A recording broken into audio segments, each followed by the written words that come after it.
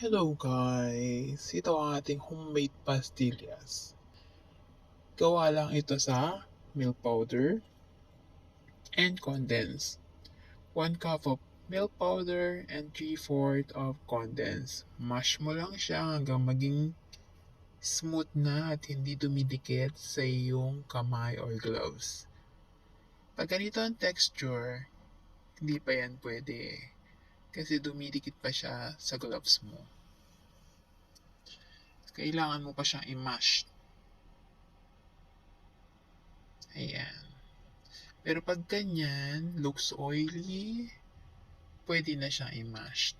Ayan, hindi na siya dumidikit sa gloves. Pwede mo na siya i-shape sa kahit anong shape na gusto mo. Nag-try ako ng paganito pero matagal gawin. I don't have much time.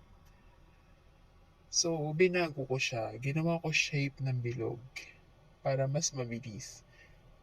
Ayan. Ibilog mo lang siya, tapos sprinkle of sugar. Hindi siya pwede magdikit-dikit na ganyan nang walang sugar. Kasi hindi siya maghihiwalay.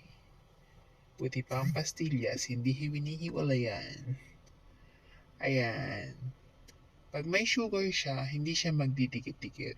Nagtry ako ng dalawang flavor. Sugar and milk powder. Mas bet ko ang milk powder. Mas masarap siya. Ayan. Masarap siya guys, try nyo. Tapos ayan na ang finished product natin. Tingnan nyo. O diba? Ang kunat niya.